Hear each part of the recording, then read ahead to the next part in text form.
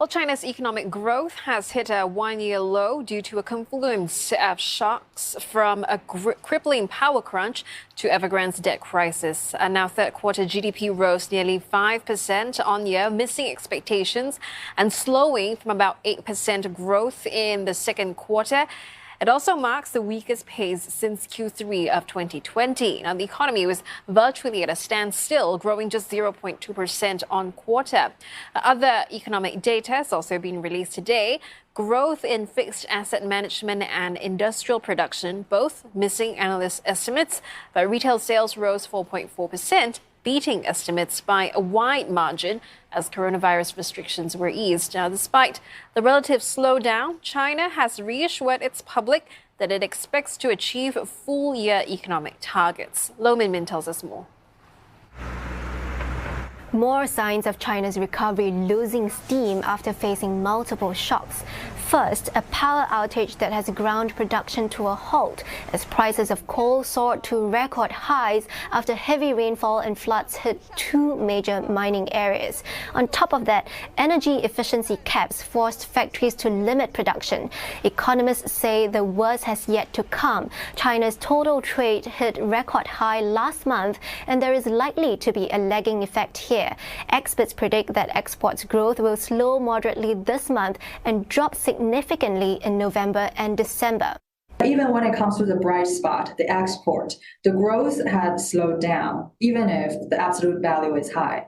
So we think the real economic growth will further slow down in the fourth quarter, and that will reach probably even below a 4 percentage point.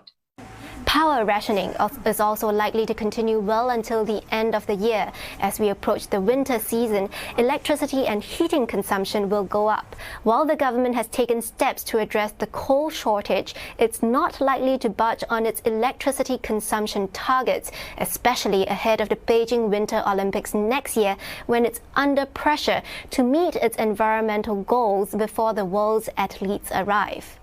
The second major shock we can't ignore is the potential collapse of one of China's largest real estate companies, Evergrande. With $300 billion worth of debt that threatens to spill over into the rest of the economy. Chinese leaders, fearful of a property bubble, are likely to maintain regulatory restrictions on the sector even as the economy slows to prevent firms from over-borrowing.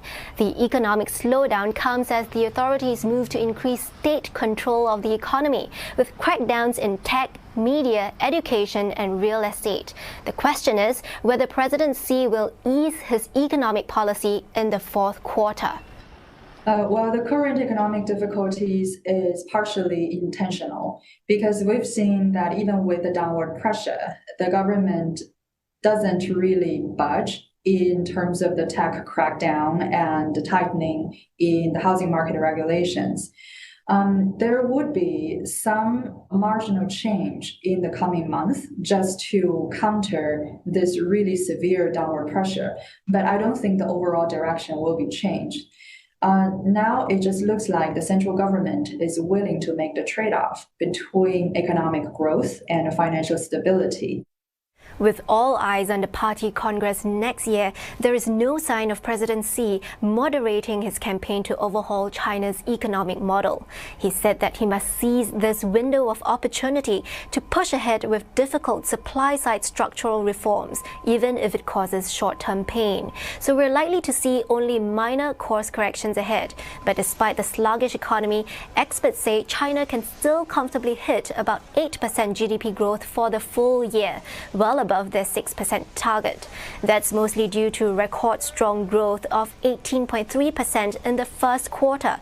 But despite hitting its growth targets for this year, all signs point to further softening of the Chinese economy in 2022. Lo Minmin, CNA, Shanghai.